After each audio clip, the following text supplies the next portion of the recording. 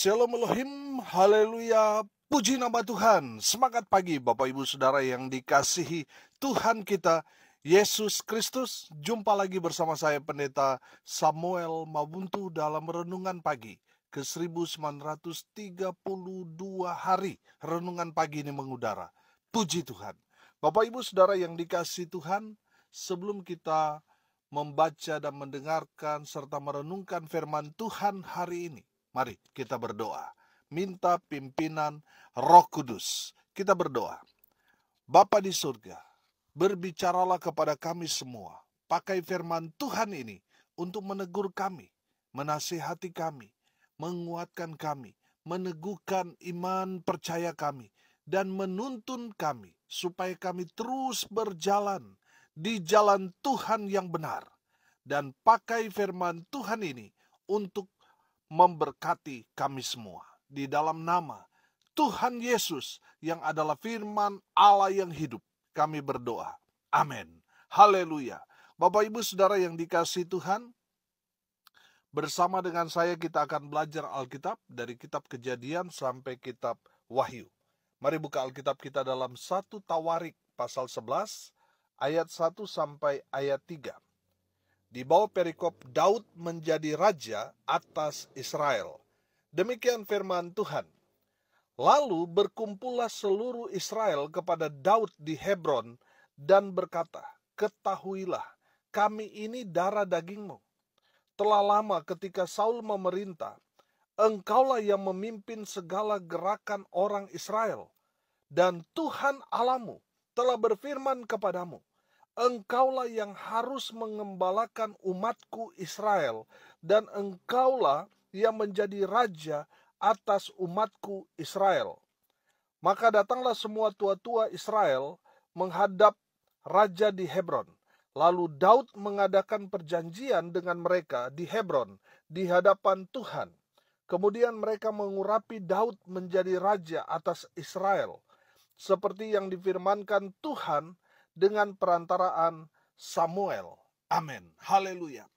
Bapak Ibu Saudara yang dikasihi Tuhan, kemarin kita sudah belajar tentang Saul yang mati karena dia tidak setia kepada Tuhan.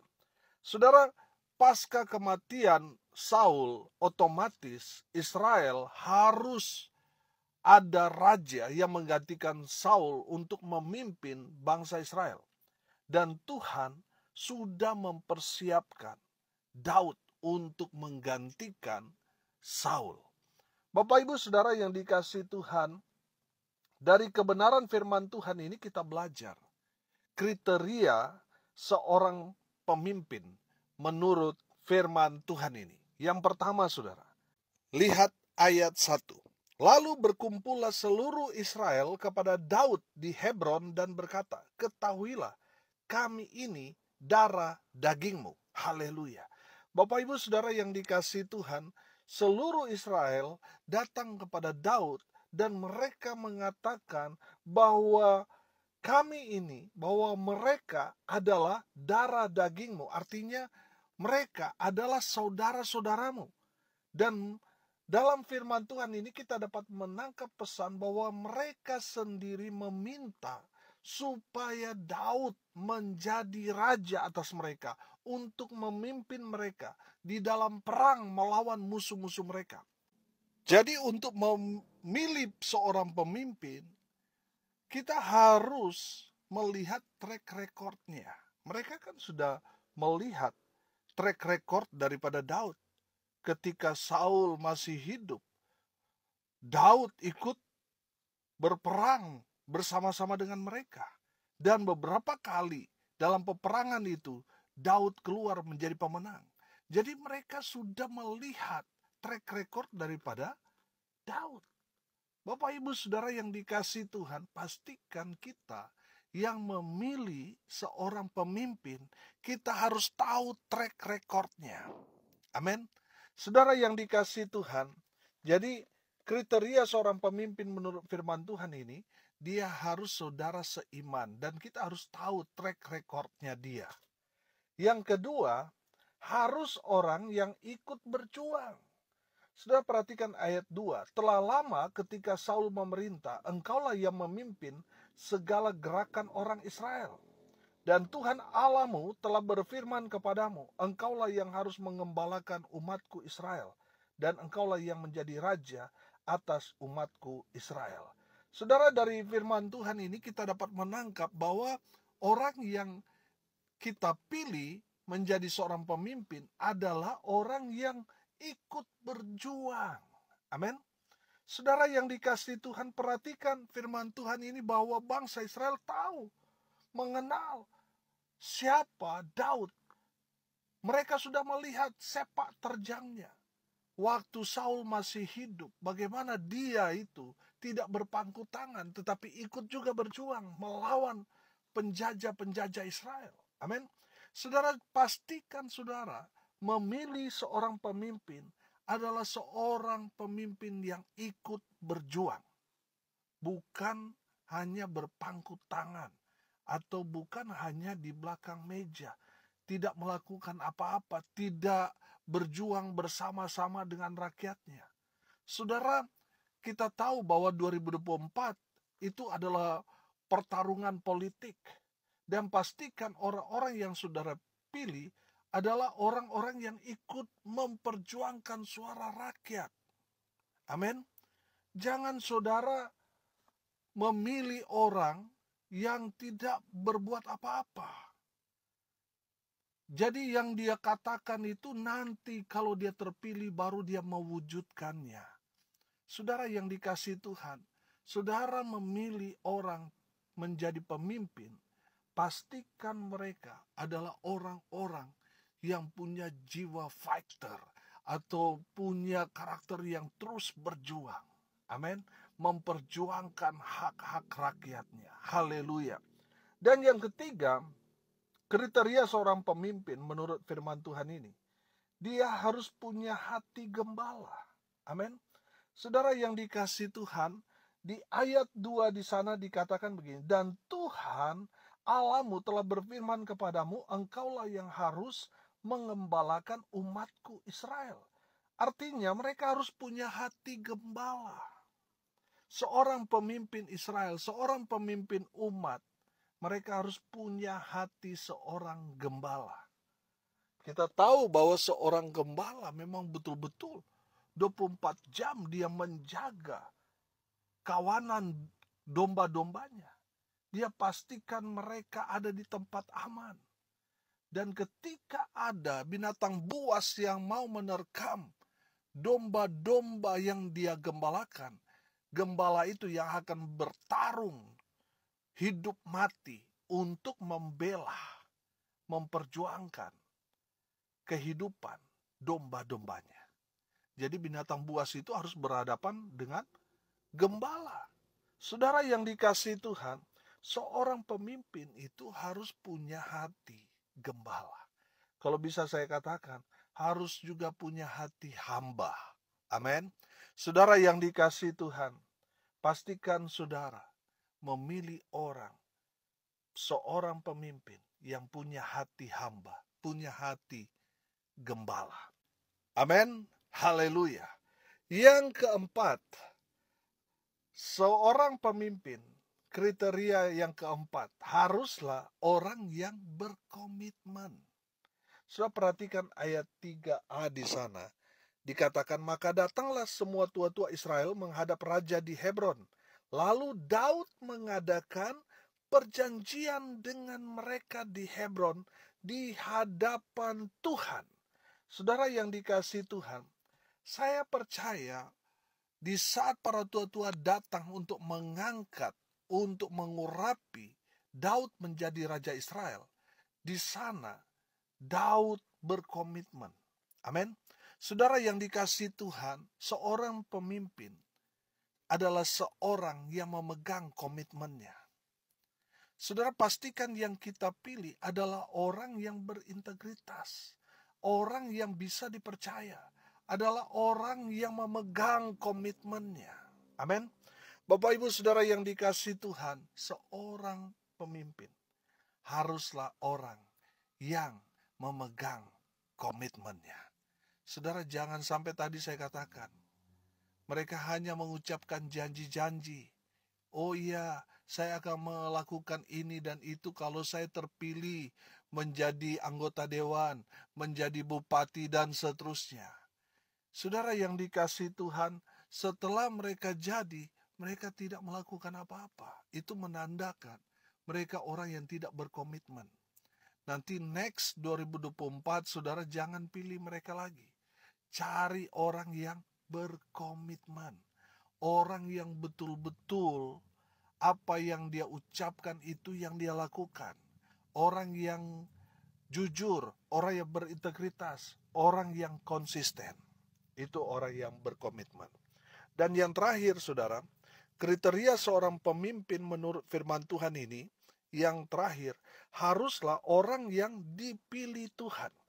Perhatikan, di ayat 3 di sana. Kemudian mereka mengurapi Daud menjadi raja atas Israel, seperti yang difirmankan Tuhan dengan perantaraan Samuel.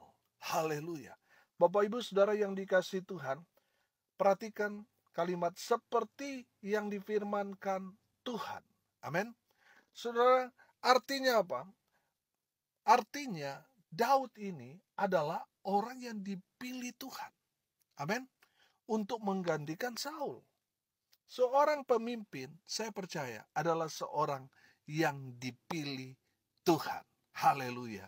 Saudara yang dikasihi Tuhan, dari kebenaran firman Tuhan ini kita belajar. Ada kriteria menjadi seorang pemimpin. Dan dalam firman Tuhan ini dibuka secara terang benderang. Apa kriteria seorang pemimpin menurut firman Tuhan ini? Yang pertama, seorang pemimpin harus saudara kita sendiri. Harus darah daging kita. Artinya dalam rohani harus saudara seiman. Amin. Yang kedua, harus orang yang ikut berjuang. Bukan orang yang berpangku tangan, tetapi mereka yang ikut berjuang. Yang ketiga, haruslah orang yang punya hati hamba, punya hati gembala. Dia terus memberikan makan kepada domba-dombanya. Dia harus memelihara, dia harus menjaga dari serangan binatang buas, dan dia menjamin kehidupan domba gembalaannya. Jadi seorang pemimpin itu bukan untuk dilayani, tetapi untuk melayani orang-orang yang dia pimpin. Yang keempat, haruslah orang yang berkomitmen. Orang yang konsisten dengan apa yang dia ucapkan, apa yang dia janjikan. Dia harus kerjakan, lakukan itu. Sebagai bukti bahwa dia seorang yang konsisten dengan komitmennya. Dan yang terakhir, seorang pemimpin menurut firman Tuhan ini adalah orang yang dipilih Tuhan. Amin. Bapak Ibu Saudara yang dikasihi Tuhan, saya percaya semua yang terjadi di atas dunia ini, semua atas kontrol Tuhan. Dan siapapun yang terpilih menjadi pemimpin, menjadi anggota dewan, menjadi bupati, gubernur, mereka adalah pilihan Tuhan. Amin. Bapak Ibu Saudara yang dikasihi Tuhan, saya percaya kalaupun kita tidak menduduki jabatan-jabatan strategis, tidak menjabat, tapi minimal kita dipilih Tuhan untuk menjadi pemimpin untuk diri kita sendiri. Menjadi pemimpin untuk keluarga kita, komunitas kita, dan dalam pelayanan. Amin.